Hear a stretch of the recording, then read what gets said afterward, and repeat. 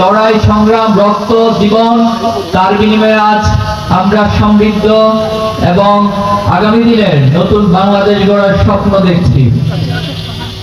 এই পর্যন্ত আসতে গিয়ে বাংলাদেশের মাজলুম জনতা তাদের রক্ত দিতে হয়েছে, তাদের জীবন দিতে হয়েছে। গত ফ্যাসিস্ট আমলে সেই 2006 সালের 28 অক্টোবর লগি বৈঠার মাধ্যমে মানুষ হত্যার মধ্য দিয়ে যে কিলিং মিশন শুরু হয়েছিল, তারপরে আমরা দেখেছি পিলখানায় আমাদের দেশের চৌকো সেনা অফিসারদেরকে হাসিনা অন্যায়ভাবে হত্যা করেছিল। আমরা দেখেছি শাপলা চত্বরে আলেম ওলামাদেরকে নির্মমভাবে রাতের আধারে হত্যা করা হয়েছে। বাংলাদেশের নেতৃত্ব শূন্য করার জন্য জামাত ইসলামী সহ বিভিন্ন রাজনৈতিক শীর্ষ নেতৃবৃন্দকে জুডিশিয়াল কিলিং এর মাধ্যমে অন্যায়ভাবে হত্যা করা হয়েছিল। এবং 2024 জুলাই আগস্টেও হাসিনা তথাকথিত আন্দোলনকে দমন করার নামে শহীদ আবু সাইদ মুগ্ধ থেকে শুরু করে এ জমিনের ছাত্র জনতা কৃষক সকল শ্রেণী পেশার মানুষদেরকে নির্মমভাবে গুলি করে হত্যা করেছে। এটা হাসিনা দুর্ভাগ্য। হাসিনা অতীতে যারা এই পৃথিবীতে জুলুম কায়েম করেছিল, অতীতে যারা স্বৈরতন্ত্র কায়েম করেছিল, অতীতে যারা ফেরাউন হিসেবে নিজেদেরকে আবির্ভূত করেছিল, এই ফেরাউন নমরুদ হামান কারুনদের ইতিহাস পড়েছিল, জেনেছিল, কিন্তু হাসিনা তাদের কাছ থেকে শিক্ষা গ্রহণ করে নাই। যে শিক্ষা গ্রহণ না করার পরিণতি হিসেবে বাংলাদেশের এই জমিনে জুলুম চক্র কায়েম করেছিল।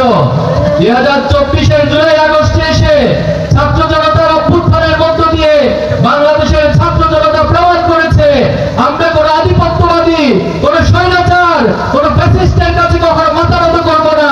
আমরা আমাদের জীবন দিব, কিন্তু এরপরে আল্লাহ প্রদত্ত স্বাধীনতা আমরা এই জমিনে ভোগ করবো ইনশাআল্লাহ।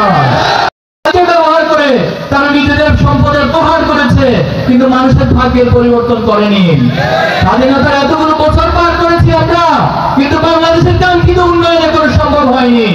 শুধুমাত্র গত 15 বছরে এই বাংলাদেশ থেকে 28.5 লক্ষ কোটি টাকা বাংলাদেশ থেকে পাচার করেছে। এই টাকা যদি বাংলাদেশের জায়গাও হতো, আজকে এই গাইবান্ধার যে উন্নয়নের অভাব রয়েছে, ঘাটতি রয়েছে, এই উন্নয়নের অভাব ঘাটতি থাকতো না।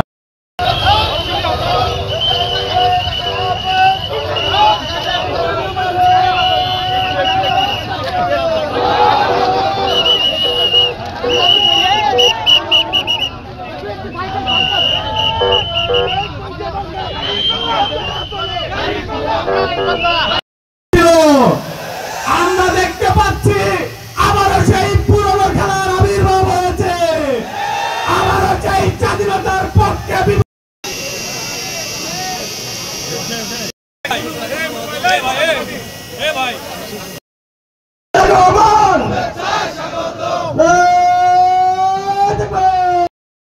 সিলসিলা রেখে বাংলাদেশের শহীদ আব্দুল মালেক শহীদ হয়েছে। যারা হৃদয় কোরআন ধারণ করে তাদেরকে হত্যা করা হয়েছে, ঠিক না?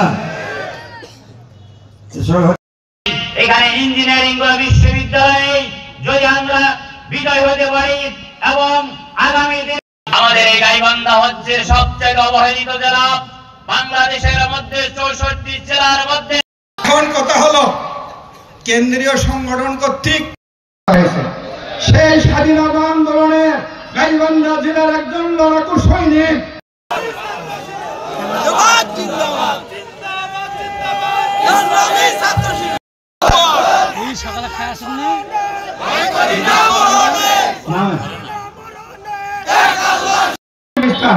দুইটা মিলে একটা দেশ ছিল, কিন্তু সেই দেশে আবার নতুন করে গোবিন্দগঞ্জ মাটি ও মানুষের নেতা জননেতা ডাক্তার আব্দুর রহিম সরকার, সম্মানিত জেলা আমির, জননন্দিত নেতা,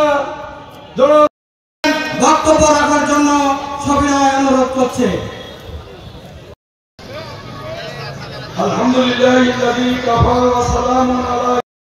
বাংলাদেশে জামাতে ইসলামী, বাংলাদেশে যায় বঞ্চিত কৃষকের হয়, বঞ্চিত শ্রমিকের হবে যায়, বঞ্চিত বাংলাদেশে জামাতে ইসলামী, জুলুম আর অবিচার যাবে থামে।